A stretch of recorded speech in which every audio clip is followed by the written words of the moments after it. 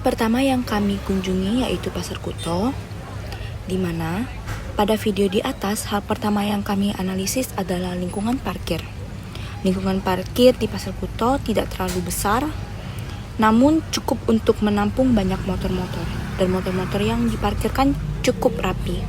Saat ini kami mulai melakukan analisis terhadap tata letak di pasar tradisional retail Pasar Kuto. Sekarang kami sedang menelusuri setiap lapak para pedagang. Kami juga melihat bahwa tata letak di retail tradisional ini cukup berantakan.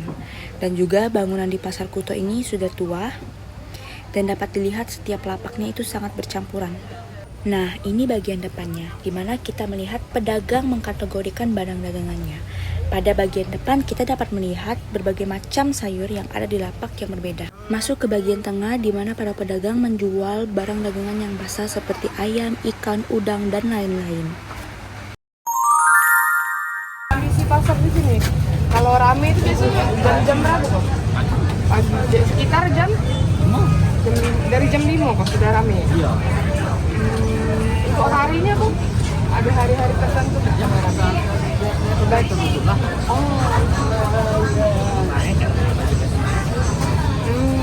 Berapa? Berapa loh? Berapa? Kilo. Kilo.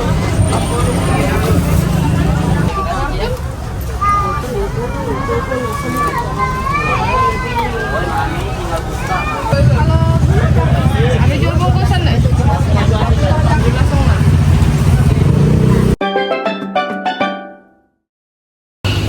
Hai guys, jadi kami hari ini survei di Soma, di Diamond. Di retail modern, Diamond Supermarket, kami menganalisis tata letak barang-barang yang dijual sangat rapi dan sesuai kategori produk. Kami melihat pada bagian depan semua produk diisi dengan sayuran dan buah-buahan, dan juga ada bagian frozen foodnya.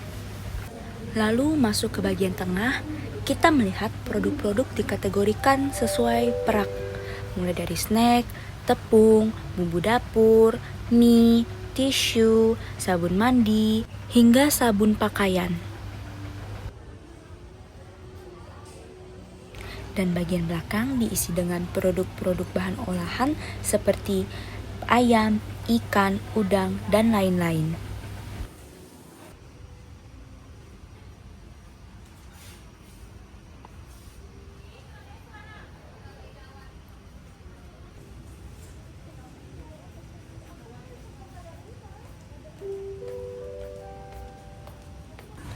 Poin tambahan di Diamond Supermarket, kita bisa mengecek harga terlebih dahulu sebelum kita membayar ke kasir. Di sini adalah kasir dari Diamond Supermarket. Ada banyak kasir yang tersedia di sini dan pembayarannya bisa berupa kris, debit, atau cash. Untuk lingkungan parkirnya, kami melihat bahwa parkiran di Diamond ini sangat-sangat luas. Karena parkiran untuk motor pengunjung dibedakan dengan parkiran motor karyawan. Bahkan parkiran mobilnya juga sangat besar. Hal ini menjadi akses yang mudah bagi para pengunjung yang ingin berbelanja di Diamond Supermarket. Hai guys, sekarang ini hari ketiga kita menganalisis pasar retail modern. Sekarang kita lagi di PD Manis. Sudah belanja. Awal kita sampai di PD Manis, kita dapat melihat bahwa suasana lingkungan parkirnya sangat sempit dan terbatas untuk mobil dan motor. Dari pintu masuk, kita semua sudah dapat melihat bahwa tata letak produk-produk yang disusun itu sangat rapi. Namun, ada banyak barang yang disusun sehingga kita cukup takut untuk melewatinya karena kita takut semua barang-barang tuh bisa jatuh teman-teman. Dan juga jalan untuk pengunjung lewat itu cukup sempit. Guys, ini bagian sabun dia benar-benar dipisah guys sama tempat makanan, sama susu juga di bagian section sana. Tapi kalau sabun di sini, jadi benar-benar terjaga, terjamin.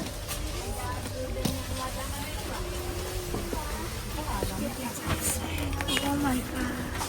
Yoyo. Dan dia ada yang saset juga guys. Kayak kemarin di pasar retail yang di Diamond yang lebih modern dia nggak ada ini guys. Tapi di sini ada ternyata. Dan ini untuk harga-harganya 1 kilo yang paling basic dibeli itu 18.500. Jadi mana harganya nih? Oh, iya.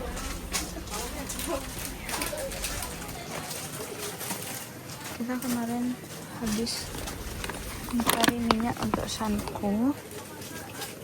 Jadi ini Sanko yang 2 liter guys. Mohon tuh.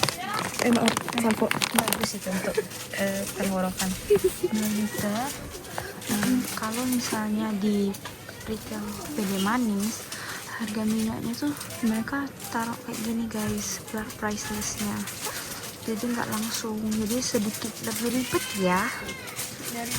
Iya, ini mana lagi Sanko? Oh ini 42.000.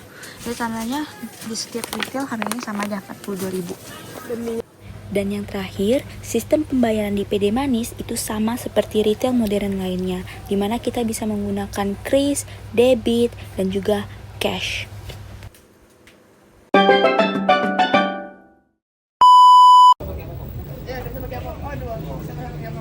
Hai guys, jadi kita udah selesai surveinya 3 hari dan penutupan kita mau Pempek.